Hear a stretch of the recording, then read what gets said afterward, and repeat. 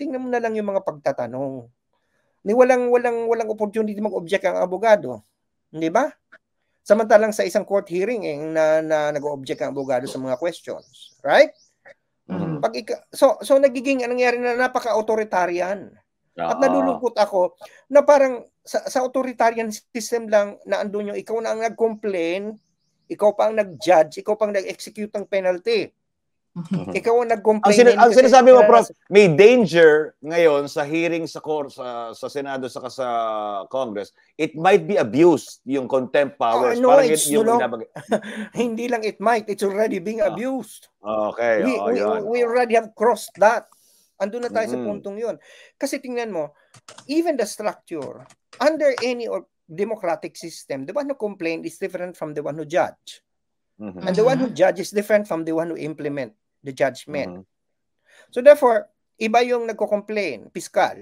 Ang nagja-judge, yung judge, judiciary, nag-implement yung jailer, di ba? O yung taga-kolekta ng danyo, so whatever. Pero nangyayari yun dito sa ating sistema. Ang Congress ang siyang nagko-complain na ikaw hindi you're lying. You're the one using. And then one day they decide you are actually lying. And then they are the ones implementing their decision by detaining you. That only happens in an authoritarian system. I cannot understand why the Supreme Court has provided justification for that. That is not, we are not denying the right of the Congress to cite people in contempt, nor to conduct in aid of legislation. But it is against the Constitution to concentrate all these three. In one. Tapos sasabihin nila, lagi nilang sinasabi yung ginamit na justification sa mga jurisprudence that the contempt citation is basically a self-preservation right ng Congress because ang logic ganito, trabaho nila ang mag-legislate. Ngayon kung sila ay pagsisinungalingan lang, kung sila ay hindi sasabihan ng totoo, undermine ang trabaho nila. So, citing in contempt is a self-preservation. However, you know, the Constitution, sa aming mga political scientists kasi nagtuturo ng political theory and principles of constitutionality, whether constitutions are always considered to be restraints on the power of the state. Lahat ng constitution as limitations on the power of the state. Kaya nga may Bill of Rights. Wala namang Bill of Rights ang gobyerno.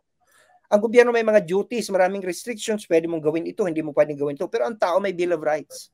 So ang dapat na pinoprotekta na primordial ang freedom and rights ng people. Hindi ko maintindihan bakit sa ngayon ang ginibigyan na primordial right, yung right ng Congress na magtanong. Bakit? Yung taon lang ba yan ang pwede nilang tanungin? Marami namang other venues. May mga ibang witnesses na pwedeng pasagutin mo. Total, hindi naman ito criminal court eh. Hindi naman kailangan, hindi naman ito criminal court. Pwede naman yung second. Aamin lagi. Yung circumstantial evidence, documentary evidence. Hindi ba? At saka pwede ka naman mag-hold ng executive session.